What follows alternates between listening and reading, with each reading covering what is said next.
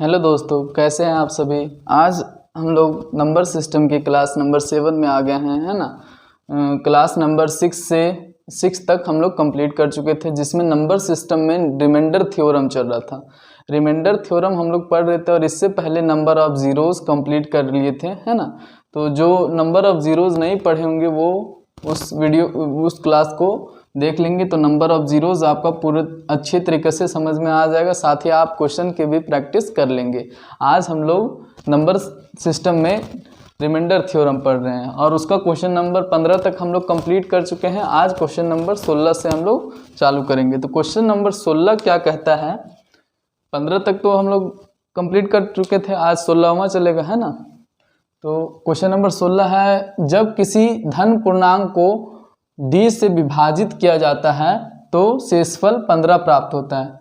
मतलब किसी धन पूर्णांक n मान लिए, कोई धन पूर्णांक पॉजिटिव नंबर इंटीजर n है को d से जब विभाजित किया जाता है तो शेषफल 15। n को जब d से विभाजित किया जाता है तो रिमाइंडर क्या आ रहा है, रिमाइंडर 15। यही क्वेश्चन बोला है। जब उसी संख्या के 10 गुने को d से विभाजित किया जाए तो शेषफल 6 प्राप्त होता है। तो d का मिनिमम, d का न्यूनतम संभव मान, मतलब d का मिनिमम वैल्यू क्या होगा, d का न्यूनतम संभव मान क्या होगा, d का मिनिमम वैल्यू क्या होगा, है ना। ये पूछा है। क्या बोला है, जब किसी धन पूर्णांक n को d से विभाजित किया जाता है तो शेषफल 15 प्राप्त होता है। जब उसी संख्या के 10 गुने, संख्या को क्या किया है, 10 गुना किया है, मतलब n से 10n हुआ है, 10 गुना किया है। 10 गुने को d से विभाजित करते हैं तो शेषफल 6 प्राप्त होता है। जब संख्या 10 गुना हुआ है तो रिमाइंडर भी 10 गुना हो जाएगा। रिमाइंडर भी कितने गुना हो जाएगा, 10 गुना हो जाएगा। तो रिमाइंडर कितने आ जाएगा, 150, है ना। को जब d से डिवाइड करते हैं तो शेषफल 6 आता है। मतलब 150 को d से डिवाइड करने पर रिमाइंडर 6 आ रहा है। 6 कब आया होगा, जब 144 पूरा पूरी कट गया होगा और 6 उसमें से बच गया होगा, 6 उसमें से बच गया होगा। मतलब ये 144 जो है, 144 वो d से पूरा पूरी डिवाइड हुआ होगा, d से पूरा पूरी डिवाइड हुआ होगा। मतलब d जो होगा वो 144 का फैक्टर होगा, d जो होगा वो 144 का एक गुणनखंड होगा। गुणनखंड फैक्टर कल बताए थे, जैसे फैक्टर होता है, फैक्टर क्या होता है, 6 का फैक्टर क्या होता है, 2 गुने 3, 2 गुने 3 ये होता है। तो अगर 6 को अगर 2 से डिवाइड दें तो भी पूरा पूरी जाएगा, और 6 को 3 से भी डिवाइड दें तो भी पूरा पूरी कटेगा। 6 को 3 से डिवाइड देंगे तो भी पूरा पूरी कटेगा, 3 दूनी 6 बार, है ना। या फिर 6 को 2 से डिवाइड दें तो भी 3 बार पूरा पूरी कटेगा, है ना। तो फैक्टर वो होता है, गुणनखंड उसे कहते हैं जो संख्या को पूरा पूरी डिवाइड कर दे, पूरा पूरी काट दे, है ना। तो ये जो d है, शेषफल 6 बचा है, मतलब 144 इस d से पूरा पूरी डिवाइड हुआ होगा, इस d से 144 पूरा पूरी डिवाइड होगा। तो ये d क्या होगा, 144 का एक फैक्टर होगा। ये d क्या होगा, 144 का एक फैक्टर होगा। क्या होगा, d जो होगा, d is a factor of 144, है ना। d 144 का एक गुणनखंड होगा। लेकिन d का मान जो भी होगा वो 15 से बड़ा होगा। d का मान हमेशा 15 से बड़ा होगा। d का मान हमेशा 15 से बड़ा होगा, क्योंकि जो डिवीजर होता है वो हमेशा रिमाइंडर से बड़ा होता है। डिवीजर, जैसे डिवीजर का मान 15 से अगर कोई नंबर को डिवाइड दें 134 को, तो रिमाइंडर क्या आएगा, 15 से छोटा ही आएगा। 15 से जो भी आएगा वो 15 से छोटा, मतलब 14, 13 से लेके कहाँ तक, 1 तक के बीच या फिर 0 तक के बीच कोई भी नंबर आ सकता है ना, कोई भी आ सकता है ना, डिवाइड करने पर। तो देखिए, जो डिवीजर है वो हमेशा रिमाइंडर से बड़ा है कि नहीं, चाहे 14 आए तब पर भी बड़ा, 13 आए तब पर भी बड़ा, 12 आए तब पर भी बड़ा। तो डिवीजर जो होगा, भाजक जो होगा वो शेषफल से हमेशा बड़ा होगा। तो डी का मान हमेशा 15 से बड़ा होगा, एक कंडीशन मिल गया। और डी फैक्टर होगा, फैक्टर होगा किसका, 144 का गुणनखंड होगा, तभी तो 144 को पूरा पूरी डिवाइड करेगा और यहाँ 6 को नहीं कर पाएगा तो 6 रिमाइंडर बच जाएगा।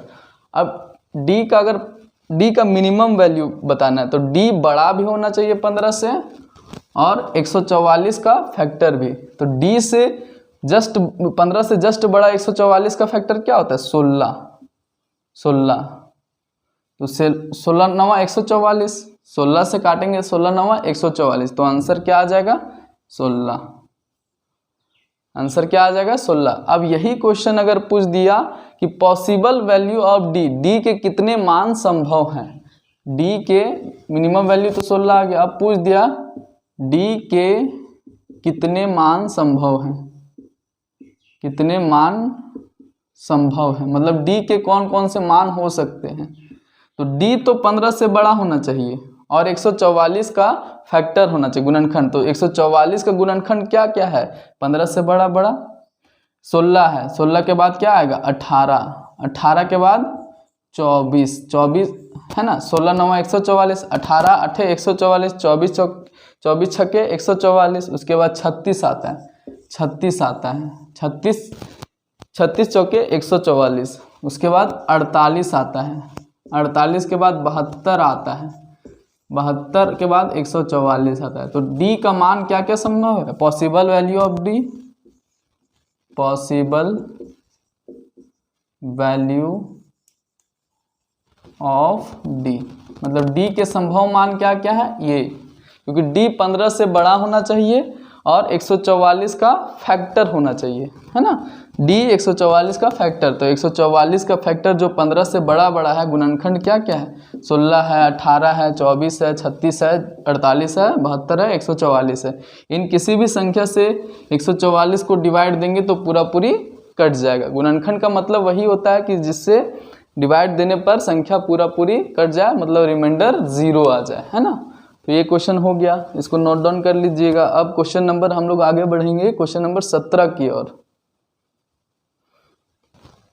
अब क्वेश्चन नंबर क्या आएगा, 16 आएगा, 17 आएगा, है ना, क्वेश्चन नंबर 17 आएगा। नंबरिंग आप लोग सही से कर लीजिएगा, है ना। तो देखिए क्वेश्चन क्या बोला है, जब किसी संख्या को, क्वेश्चन सेम है, सिर्फ हल्का सा इसमें चेंज है, जो लास्ट में स्टेप किए थे ना पॉसिबल वैल्यू निकालने वाला, वो है ये क्वेश्चन में।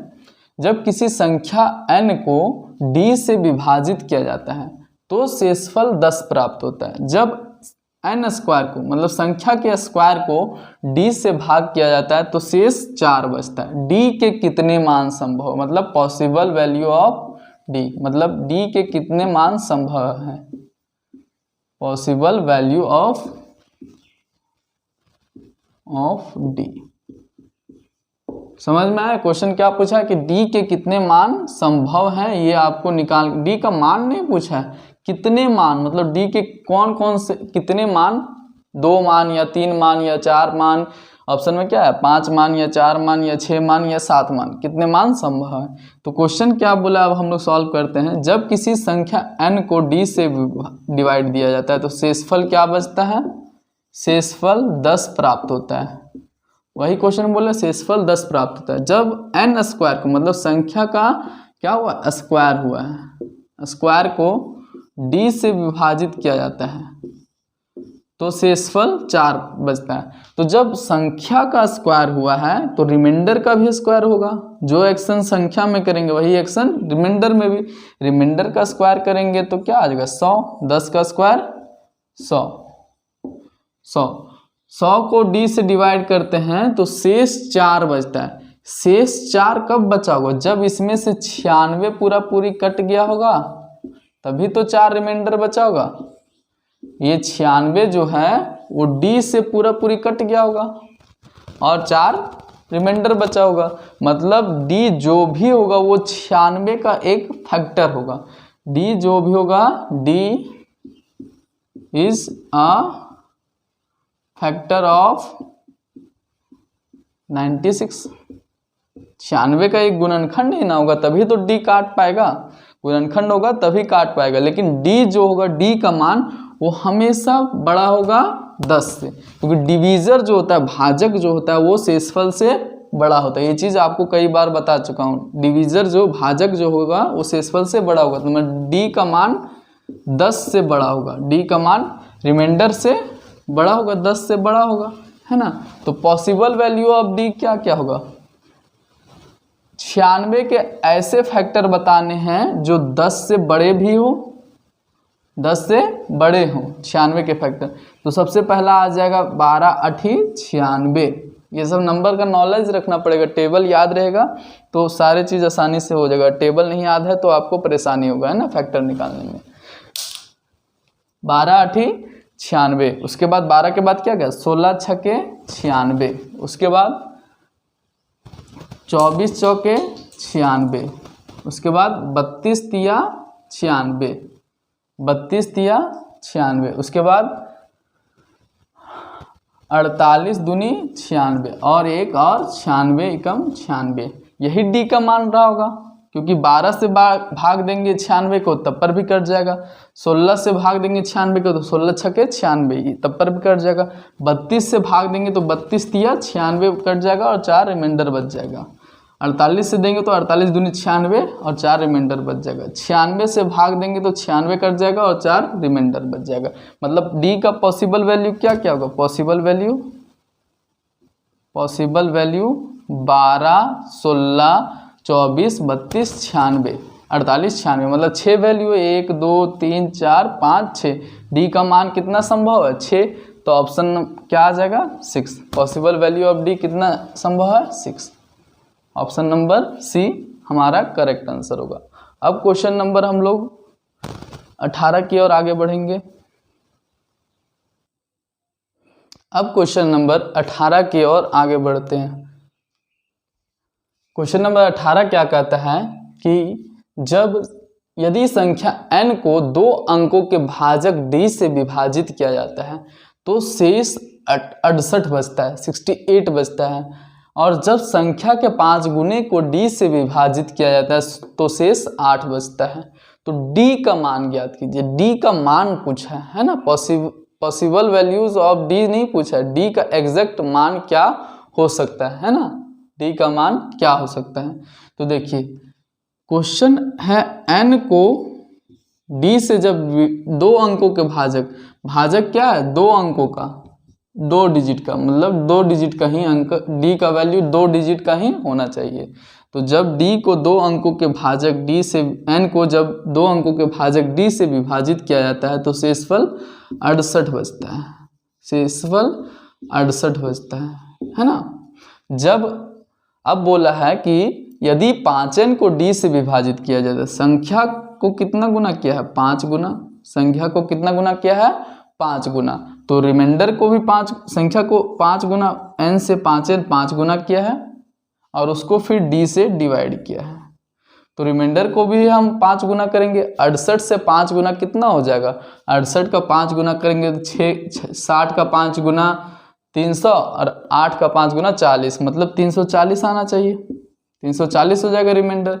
और इसको जब d से डिवाइड करते हैं, जब यदि 5n को d से डिवाइड किया जाता है तो शेष 8 बचता है। शेष 8 कब बचा होगा, जब 332 पूरी डिवाइड हो गया होगा और 8 रिमाइंडर बच गया होगा, है ना। मतलब ये 332 जो है वो d से पूरी कटा होगा, 332 जो है वो d से पूरी कटा होगा और ये 8 रिमाइंडर बच गया होगा, 8 नहीं कट पाया होगा तो रिमाइंडर बच गया होगा, मतलब d क्या होगा, d जो है d is a factor of, d factor होगा किसका, 322 का, 332 का, सॉरी 332 का, है ना। d किसका गुणनखंड होगा, 332 का, और d का वैल्यू जो भी होगा, d का भाजक का मान हमेशा शेषफल से बड़ा होता है, भाजक का मान हमेशा शेषफल से बड़ा होता है, तो d का मान जो भी होगा वो d का मान हो जाएगा ग्रेटर देन 68, मतलब d का मान 68 से बड़ा ही होगा। अब देखिए ऑप्शन को थोड़ा सा एलिमिनेट भी करना है कि जो ऑप्शन 68 से छोटा है वो या फिर 68 के बराबर है वो तो नहीं होगा, मतलब ऑप्शन नंबर बी और सी नहीं हो जाएगा, क्योंकि जो भी डी का मान होगा वो 68 से बड़ा ही होगा, चाहे 68 से बड़ा 69 हो, 70 हो, जो भी होगा 68 से बड़ा होगा। तो ये दोनों ऑप्शन तो नहीं होंगे, है ना। अब बच गए दो ऑप्शन। अब इन दोनों ऑप्शन में आप तुक्का भी लगाइएगा तो 50% चांस है कि आपका सही हो जाए, लेकिन हमको करेक्ट आंसर तक पहुंचना है। तो देखिए, अब जो भी नंबर होगा वो 332 का फैक्टर होगा और 2 अंकों का होना चाहिए। अगर हम 332 को 2 से डिवाइड करें तो कितना आ जाएगा, 166। 166 तो 3 अंकों का है ना, तो ये तो नहीं होगा। बटे अगर 3 करें तो भी 100 से बड़ा आएगा, तो 100 से बड़ा 3 अंकों का, जबकि भाजक डी जो है वो 2 अंकों का चाहिए, 2 अंकों का होना चाहिए। तो बटे 4 करके देखते हैं, बटे 4 करने पर कितना आ रहा है। बटे 4 करने पर आएगा 4 × 8 = 32, 4 × 12, मतलब इसको क्या लिख सकते हैं, 332 को 83 × 4, 83 × 4 करेंगे तो आ जाएगा, मतलब ये संख्या जो 83 से भी कटेगा और 4 से भी।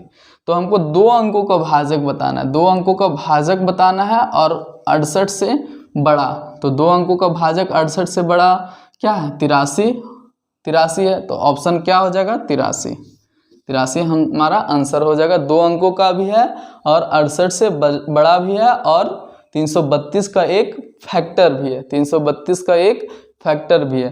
तो क्या आ जाएगा आंसर, 83, है ना। समझ में आ गया, समझ में तो आया ही होगा, है ना। अगर आप रिवीजन कर रहे हैं पिछली क्लास को तो आपको और बेहतर से समझ में आया होगा। इसीलिए कहा जाता है कि मैथ को जितना रिवीजन करोगे उतना तुम्हारे लिए बेहतर होता चला जाएगा, क्योंकि नई रिवीजन करने से कोई भी चीज़ हम लोग भूल जाते हैं, नई रिवीजन करने से हम लोग कोई भी चीज़ भूल जाते हैं और धीरे धीरे वो पोर्शन हमारा वीक होते चला जाता है।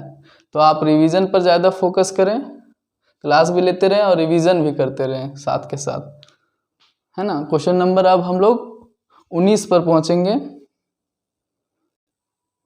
अब क्वेश्चन नंबर 19 की तरफ हम लोग आगे बढ़ते हैं ना। क्वेश्चन नंबर 19 हम लोग 18 कर चुके हैं और 19 करेंगे, है ना। 19वां नंबर क्वेश्चन ये है हमारा। क्वेश्चन क्या बोलता है, एक संख्या n जिसे भाजक d से विभाजित किया जाता है तो शेषफल 52 देता है, शेषफल 52 देता है। लेकिन जब 7n को d से विभाजित किया जाता है तो शेषफल 4 देता है। d के कितने मान संभव है, मतलब अब क्या पूछ दिया, पॉसिबल वैल्यूज ऑफ d के कितने मान संभव है ये हमसे पूछा है ना। d के कुल कितने मान संभव हैं, 4 हैं या 6 हैं या 5 है या 7 है, ऑप्शंस में से हमें बताना है। तो देखिए क्वेश्चन क्या बोला, जब संख्या n को d से विभाजित किया जाता है, जब संख्या n को d से विभाजित किया जाता है तो शेषफल क्या बचता है, 52, शेषफल क्या बचता है, 52। लेकिन जब 7n को संख्या के 7 गुने को d से डिवाइड किया जाता है, d से संख्या कितने गुना हुआ, 7 गुना को d से डिवाइड किया जाता है तो रिमाइंडर 4 देता है। जब संख्या 7 गुना हुआ तो रिमाइंडर भी 7 गुना हुआ होगा, रिमाइंडर भी कितने गुना हुआ होगा, 7 गुना।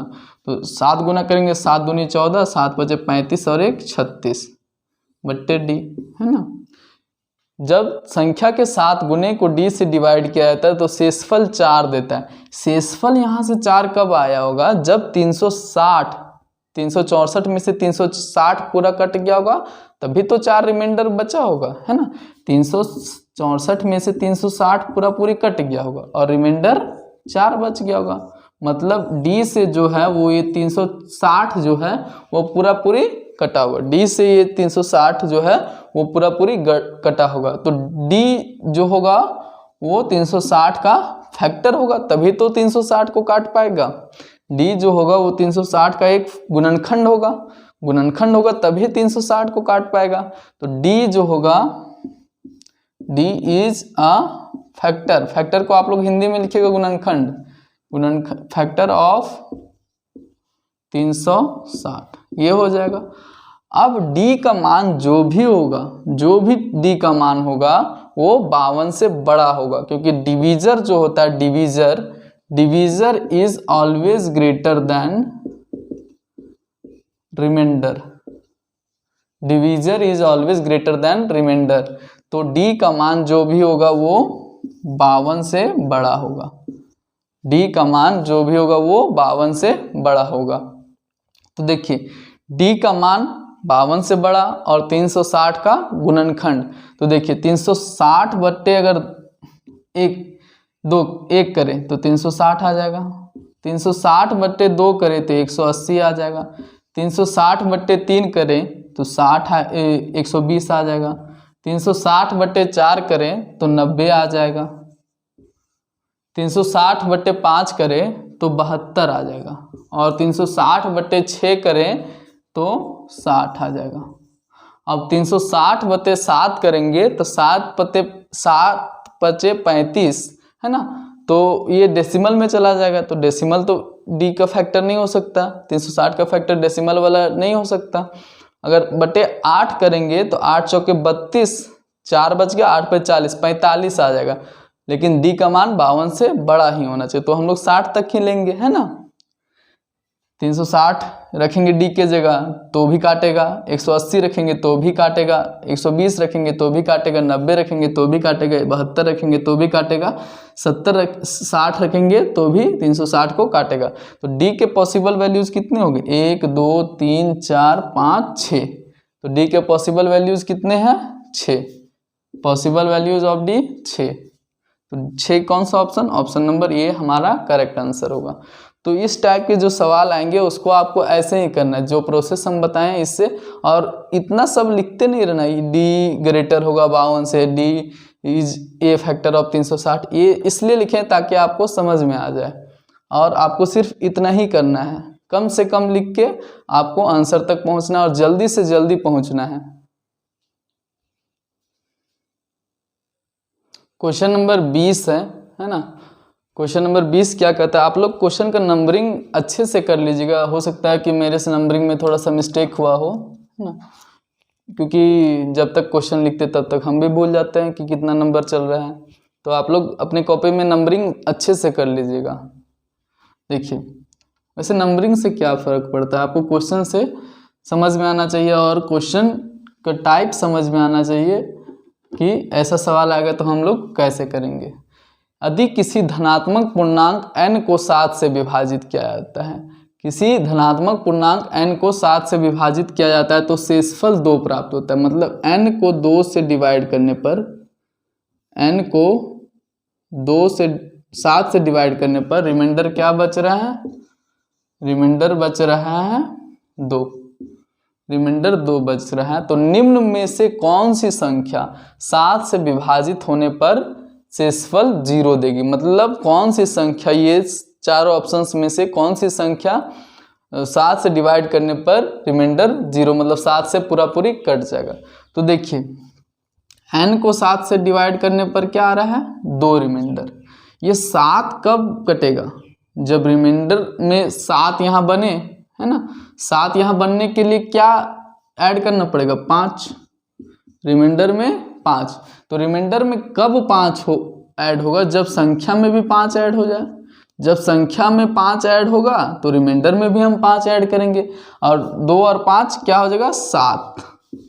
7 को जब 7 से भाग देंगे तो रिमाइंडर क्या आ जाएगा? 0, है ना। संख्या में अगर 5 ऐड करेंगे ये 5 को, तो रिमाइंडर में भी 5 ऐड करेंगे, तो 2 और 5 7 हो जाएगा, और 7 को जब 7 से भाग देंगे तो रिमाइंडर 0 आ जाएगा। और ऑप्शन नंबर क्या हो जाएगा हमारा सही ऑप्शन? ऑप्शंस के अनुसार n+5 हमारा करेक्ट आंसर हो जाएगा। तो क्वेश्चन नंबर अब हम लोग 21 की ओर आगे बढ़ते हैं। उम्मीद करते हैं ये सवाल आपको अच्छे तरीके से समझ में आएगा, ये तो इजी था। अब क्वेश्चन नंबर 21 है। क्वेश्चन नंबर 21 क्या कहता है कि दो संख्याएं अलग अलग 33 से विभाजित होने पर क्रमशः 21 और 28 शेषफल देती हैं। यदि दोनों संख्याओं के योग को 33 से विभाजित किया जाता है तो शेषफल क्या होगा? मतलब दो संख्याएं अलग अलग है, उनको जब 33 से विभाजित करते हैं, डिवाइड देते हैं, तो शेषफल क्या आता है? 21 और 28 आता है। पहले से 21, दूसरे से 28। जब उन दोनों संख्याओं को योग को मतलब उन दोनों संख्याओं को जोड़ देते हैं और उसको 33 से डिवाइड देंगे, सेम डिविजर से डिवाइड देंगे, तो रिमाइंडर क्या होगा? वही रिमाइंडर हमको निकाल के बताना है। तो देखिए, और ऑप्शन दिया हुआ 10, 12, 14, 16। आज रिमाइंडर थ्योरम को हमको निपटा देना है, ये जो उसके बाद दूसरा चालू करेंगे, है ना। तो आप लोग जल्दी से जल्दी इसको ख़त्म कीजिए। जब n को पहला संख्या मान लेते हैं n1 और दूसरा संख्या n2 मानेंगे। n1 को जब d से डिवाइड करते तो रिमाइंडर क्या आता है? रिमाइंडर आता है 33। रिमाइंडर क्या आता है? नहीं, n1 को जब 33 से डिवाइड करते हैं, 33 से डिवाइड करते तो रिमाइंडर क्या आता है? 21, है ना। क्रमशः बोला है, दो संख्याएं अलग अलग, पहली को जब डिवाइड देते हैं 33 से तो 21 आता है, और जब दूसरी मतलब n2 को जब 33 से डिवाइड देते हैं तो क्या आता है? रिमाइंडर क्या आता है? 28 आता है। यही क्वेश्चन बोला है। बोला दोनों संख्याओं को के योग को, मतलब दोनों संख्याओं के योग क्या हो जाएगा? n1 प्लस n2 के योग को 33 से डिवाइड दें, 33 से डिवाइड दें, 33 से डिवाइड दें तो रिमाइंडर क्या होगा? रिमाइंडर क्या होगा? रिमाइंडर क्या होगा, ये आपको निकालना है। तो चलिए क्वेश्चन को निकाल के बताइए। आपको लॉजिक तो पता है कि जो एक्शन हम नंबर में करते हैं, जो एक्शन हम नंबर में करते हैं वही सेम एक्शन किस में करेंगे? रिमाइंडर में।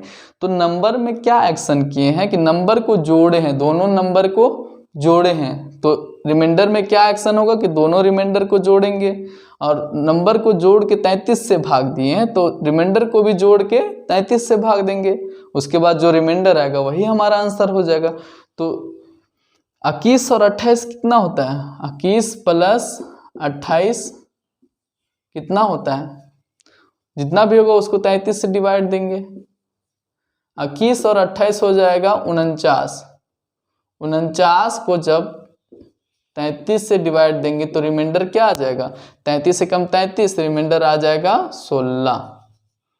16 क्या आ जाएगा? 16 आ जाएगा रिमाइंडर, है ना। जब n1 प्लस n2 को 33 से डिवाइड देंगे तो रिमाइंडर 16 आ जाएगा। तो आंसर क्या हो जाएगा? Option number D 16। Question number 21 का आंसर है 16। अब क्वेश्चन नंबर 22 की तरफ हम लोग आगे बढ़ेंगे। ये चीज़ तो आपको समझ में आ गई होगी, है ना। आज हम लोग इसको ख़त्म कर देंगे रिमाइंडर थ्योरम को। क्वेश्चन नंबर 23 है। क्वेश्चन नंबर 23 इस रिमाइंडर थ्योरम का क्वेश्चन नंबर 23 है। अच्छा, आप लोग हमको एक बात बताइए कि यहाँ में से कितने स्टूडेंट जो है वो JSSC CGL जो झारखंड का फॉर्म आया है, JSSC CGL उसको फोकस कर रहे हैं, है ना। JSSC CGL किनका किनका टारगेट है? जिनका भी JSSC CGL जो भी इस बार देने वाले हैं JSSC CGL 2023, JSSC CGL 2023, तो इसका जो एग्ज़ाम होने वाला है वो 1-2 महीने के अंदर ही होने वाला है। तो जिनका भी मैथ में थोड़ा सा वीक है उनके लिए हम लेकर आ रहे हैं प्रैक्टिस सेशन, जिसमें JSSC CGL में मैथ के क्वेश्चन कितने होंगे?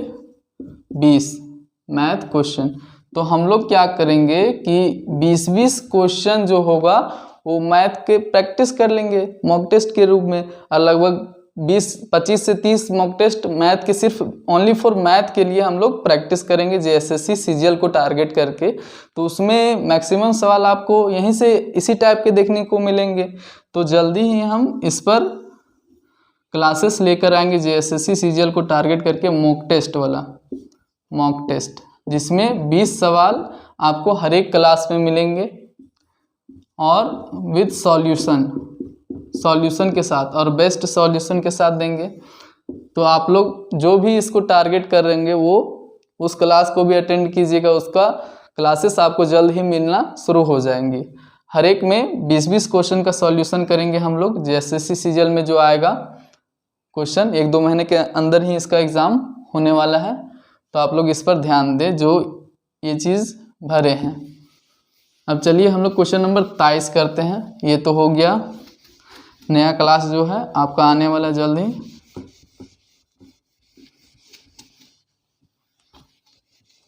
और जो एसएससी सीजीएल का जो लेवल है वो एसएससी से थोड़ा सा नीचे ही है ना। एसएससी जो सेंट्रल लेवल वाला है उससे थोड़ा सा डाउन है ना। तो जो आप इधर भी क्लास करते रहिए और वो जो आएगा मॉक टेस्ट उसको भी देते रहिए, तो आपके लिए और ज़्यादा बेहतर हो जाएगा वहाँ सवाल करने में। और आसानी से आप 20 क्वेश्चन में मैक्सिमम क्वेश्चन आप सही करके आएंगे अगर आप सारे कॉन्सेप्ट को पढ़े हैं तो।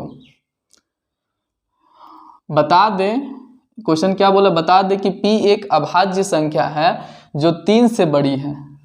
P एक अभाज्य संख्या मतलब P क्या है, प्राइम नंबर। प्राइम नंबर सभी को पता है, अभाज्य संख्याएं जो खुद से कटे या 1 से। अभाज्य संख्या जैसे 2 हो गया, 3 हो गया, 5 हो गया, 7 हो गया, 9 हो गया, 11 हो गया, 13। और अभाज्य संख्याओं का अंत नहीं है, ये धीरे धीरे बढ़ते ही चले जाएंगे, है ना। कहाँ तक अभाज्य संख्या, ये कोई अंत नहीं है। जो खुद से कटे, जैसे ये 2 किससे कट रहा है, 1 और 2 से, इसके 2 ही गुणनखंड। अभाज्य संख्या के केवल 2 ही गुणनखंड होते हैं। फैक्टर कितने होते हैं, 2। जैसे 3 का कितना फैक्टर, 1 गुने 3, और तो कोई फैक्टर नहीं है। मतलब 3 1 से भी कटेगा और 3 से भी कटेगा। 5 का फैक्टर क्या 1 गुने 5, मतलब 5 1 से भी कटेगा और 5 से भी। तो अभाज्य संख्या के केवल 2 ही फैक्टर होते हैं, एक तो वो खुद होता है और एक 1 होता है। तो अभाज्य संख्या उसे कहते हैं। तो बोला है क्वेश्चन में कि P एक प्राइम नंबर है, अभाज्य संख्या है जो कि 3 से बड़ा है। 3 से बड़ा है, मतलब 3 से बड़ा हम कोई भी ले लेते हैं, प्राइम नंबर जो है वो 3 से बड़ा। तो 3 से बड़ा हम अपने मन मर्जी से 5 ले लेते हैं कि मेरा प्राइम नंबर P बराबर 5 ले लिए। मान लिए कि P मेरा 5 है, लेट मतलब मान लिए। तो जब P² + 19, P² + 19 क्या आ जाएगा, P² + 19 को 12 से डिवाइड देते हैं तो रिमाइंडर क्या आ जाएगा। तो P² 25 + 19 को 12 से डिवाइड देने पर रिमाइंडर क्या आएगा। तो रिमाइंडर क्या आ गया, 25 और 19 को जोड़ेंगे तो क्या आ जाएगा, 44। 44 को जब 12 से डिवाइड देंगे तो रिमाइंडर आ जाएगा 8। 12 तिया 36 और बच गया रिमाइंडर 8। यहाँ क्वेश्चन में ये बोला कि केवल वो प्राइम नंबर 3 से बड़ा होना चाहिए, ये नहीं बोला 3 से बड़ा हमें क्या लेना है, लेकिन जो भी लेना है वो 3 से बड़ा लेना है। तो 3 से बड़ा प्राइम नंबर 5 होता है, 5 भी ले सकते हैं तो भी वही आंसर आएगा। 7 लीजिएगा प्राइम नंबर तो भी वही आएगा। 9 लीजिएगा, 9 तो नहीं होगा, 9 यहाँ लिखे थे उसको काट लीजिएगा, है ना, 9 प्राइम नंबर नहीं है। 11 लीजिएगा तो भी आएगा। तो रिमाइंडर क्या आ गया, 8। तो आंसर क्या आ जाएगा, 8। मतलब 3 से बड़ा कोई भी प्राइम नंबर होगा तो P² + 19 को 12 से डिवाइड देने पर रिमाइंडर हमेशा क्या आ जाएगा, 8। आप चाहें तो निकाल चेक कर भी सकते हैं। अगला प्राइम नंबर जैसे आपको मन के 7 ले लें, 7 लीजिएगा तो क्या आ जाएगा, 7 का स्क्वायर 49, 7 का स्क्वायर पहले 49 स्क्वायर करके 19 जोड़ के 12 से डिवाइड करना। तो 49 और 19 68/12। तो यहाँ से भी 12 25 60, रिमाइंडर 8 आया। तो आप लोग चेक कर लिए ना कि कोई भी नंबर 3 से बड़ा प्राइम नंबर लेंगे तो हमेशा रिमाइंडर 8 ही आएगा जब P² 19 को 12 से डिवाइड करेंगे। अब नेक्स्ट क्वेश्चन करते हैं हम लोग।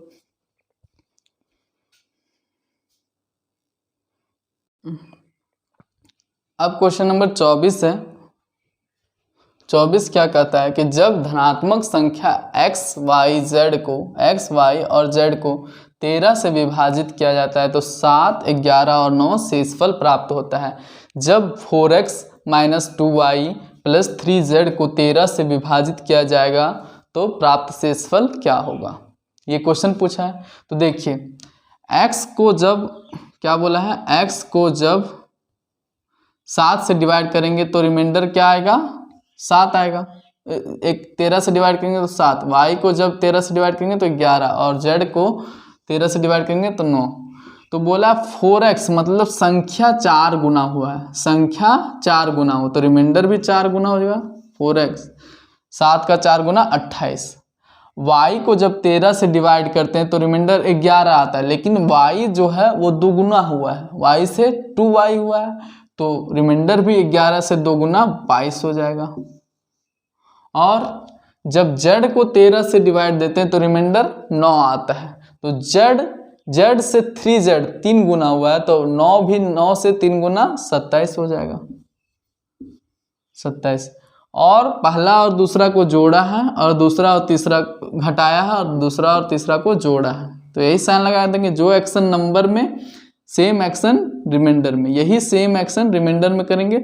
और इसको जब 13 से डिवाइड किया जाता है तो रिमाइंडर क्या आ जाएगा, तो 13 से डिवाइड कर लेना है और रिमाइंडर बता देना है। तो घटाइए 6 जब इसमें जुड़ेगा 22, 28 माइनस 22 6 जब इसमें जुड़ेगा तो कितना आ जाएगा 33/13। और जब 33 को 13 से डिवाइड देंगे तो 13 दूनी 26 तो रिमाइंडर क्या आ जाएगा 7, बच जाएगा रिमाइंडर 7। और 7 ही हमारा करेक्ट आंसर हो जाएगा। ऑप्शन नंबर कितना है बी, ऑप्शन नंबर बी हमारा सही उत्तर हो जाएगा। तो क्वेश्चन नंबर अब हम लोग बढ़ेंगे 25 की ओर। अब क्वेश्चन नंबर 25 होगा, यहाँ 25 सुधार लीजिएगा। क्वेश्चन नंबर क्या हो जाएगा 25। तो देखिए क्या बोला, जब धनात्मक संख्या a b c को 13 से विभाजित किया जाता है तो शेषफल क्या आता है, a को 13 से डिवाइड करने पर 9 शेषफल, b को 13 से डिवाइड करने पर 7 शेषफल और c को 13 से डिवाइड करने पर 10 शेषफल प्राप्त होता है। यहाँ तक सभी को क्लियर है ना। जब a + 2b + 5c को 13 से डिवाइड किया जाता है तो प्राप्त शेषफल क्या होगा। जब a + 2b + 5c को 13 से डिवाइड किया जाता है तो प्राप्त शेषफल क्या होगा। देखिए a जो है वो a ही रहा है, एक ना किसी से गुना हुआ है ना, a तो a ही है तो रिमाइंडर भी 9 का 9 ही रहेगा। संख्या में कोई चेंज नहीं है तो रिमाइंडर भी 9 का 9 ही रहेगा। लेकिन b से दुगुना हुआ है तो b को डिवाइड करने पर 13 से 7 आ रहा, तो 7 का दुगुना 14 आ जाएगा, रिमाइंडर क्या आ जाएगा 14। और जब c को 13 से डिवाइड करते हैं तो 10 आता है, तो c से 5c हो गया, मतलब 5 गुना हुआ तो रिमाइंडर भी 10 से 5 गुना 50 हो जाएगा। और एक्शन क्या क्या है, तीनों में जोड़ा है तो तीनों को जोड़ देंगे और 13 से डिवाइड करने बोला है तो 13 से डिवाइड कर देंगे तो क्या आ जाएगा 64 और 9 73/13, 73/13। तो 73 को 13 से डिवाइड देंगे, 13 पंजे 65, 73 में से 65 घटाएंगे तो रिमाइंडर 8 बच जाएगा, रिमाइंडर 8 ही। जो एक्शन नंबर में नंबर a से a ही है तो रिमाइंडर 9 का 9 ही रहेगा। b से 2b हुआ है, 2 गुना हुआ है तो रिमाइंडर 7 से 2 गुना 14 हो जाएगा। c जो है वो c से 5c हुआ है तो c का रिमाइंडर आया था 13 से डिवाइड करने पर 10, तो 10 से 5 गुना 50, 10 गुने 5 50 और उसको 13 से डिवाइड करने बोला तो 13 से डिवाइड कर लिए, जोड़े तो 73/13, 13 बचे 65, 73 में से 65 घटा लेंगे तो 8 रिमाइंडर बच जाएगा 8, तो रिमाइंडर आंसर क्या आ जाएगा 8। अब क्वेश्चन नंबर लास्ट होगा 26 नंबर, इसके बाद यहीं तक हम लोग करेंगे। अब क्वेश्चन नंबर 26 है कि प्राकृतिक संख्या n जिसके लिए 3 का पावर n प्लस, सॉरी यहाँ 3 का पावर 3 भी होगा, 3 का पावर 3 प्लस 3 का पावर 9 प्लस 3 का पावर 12 प्लस 3 का पावर 15, नहीं यहाँ 3 का पावर ऐसे ही ठीक है ना। 3 का पावर 15 प्लस 3 का पावर n किसी पूर्णांक का एक घन है, क्यूब है, तो n का मान मतलब ये जो भी नंबर है वो n³ है। क्या है a³ मतलब x³ है, क्यूब है, ये नंबर क्या है कोई भी संख्या का क्यूब रहा होगा, ये नंबर क्यूब रहा होगा। तो एक घन है तो n का मान, मतलब n का मान यहाँ क्या बैठाएं कि ये संख्या एक क्यूब बन जाए, किसी नंबर का एक क्यूब बन जाए। तो सबसे पहले देखिए क्या दिया हुआ, 3 का पावर 9 प्लस 3 का पावर 12 प्लस 3 का पावर 15 प्लस 3 का पावर n, और n का मान पूछा है 15 होगा कि 12 कि 13 कि 14। तो देखिए अगर सभी से हम 3 का पावर 9 कॉमन ले लें, 3 का पावर 9 कॉमन ले ले तो क्या बचेगा, यहाँ 1 बचेगा, और यहाँ 3 का पावर 3, और यहाँ 3 का पावर 6, और यहाँ क्या बचेगा, जब इसमें से 9 कॉमन ले लें, यहाँ 9 लिए तो 15 में से 9 घटा लिए तो बच गया 6, यहाँ 9 कॉमन ले लिए तो 12 में से 9 घटाए तो बचा 3, यहाँ 9 कॉमन लिए तो 9 में से 9 घटाएं तो 0, मतलब 3 का पावर 0, यहाँ 3 का पावर 0 और 3 का पावर 0 1 होता है ना। तो मतलब 9 घटा रहे हैं तो 3 का पावर n माइनस 9 हो जाएगा, यही हो जाएगा। तो देखिए ये 3 का पावर 9 जो है वो 3 का क्यूब है, 3 का पावर का 3 का क्यूब, ऐसे लिख सकते हैं 3 तिया 9, है ना। मतलब ये नंबर तो क्यूब आ गया, बचा खुचा इस नंबर को हमको क्यूब बनाना है, इस नंबर को हमको क्यूब बनाना है, ये नंबर तो क्यूब आ गया इनटू। अब देखिए ये 1 है, 3 का क्यूब 27 और 9 का 3 का पावर 6 727 नहीं 729 होगा, 3 का स्क्वायर 9, 9 का 729। अब देखिए इसमें जोड़ेंगे, ये तो नंबर आगे जोड़ने पर क्या आ रहा है, 28 और 29 करेंगे तो 757 प्लस इसको जोड़ेंगे यहाँ तक तो क्या आ जाएगा 757 प्लस 3 का पावर n माइनस 9, यही आएगा, है ना। तो देखिए 757 तो आ गया, 9 का क्यूब होता है 727, तो इसमें क्या जोड़ेंगे,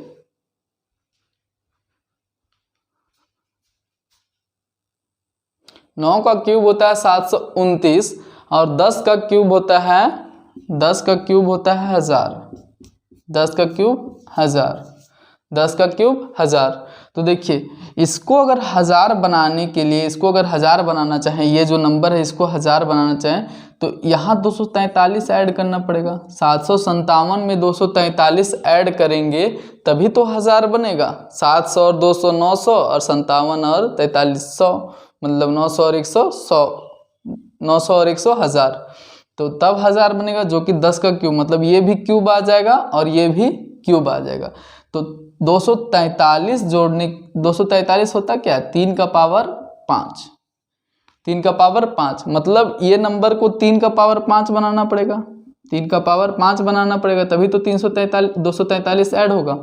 तो 3 का पावर 5 बनाने के लिए, यहाँ पावर 5 बनाने के लिए 14 में से 9 घटाना पड़ेगा, 14 में से 9 घटाएंगे तभी तो 5 आएगा, 14 में से 9 घटाएंगे तभी तो 5 आएगा। तो n बराबर क्या आ जाएगा 14, 14, n बराबर 14। तो हम लोग रिमाइंडर थ्योरम पे, ये सीट नंबर 2 चल रहा था, है ना, प्रैक्टिस सीट नंबर 2 चल रहा था, जिसमें हम लोग 26 सवाल कर चुके हैं। अब नया सीट आएगा इसके बाद, उसमें जितना सवाल होगा वो करेंगे। ये क्लास आपको कैसा लगा वो ज़रूर बताएंगे, और इसी तरह से क्लासेस आपको मिलती रहेंगी, तो आप लोग क्लास को अटेंड कीजिएगा। धन्यवाद।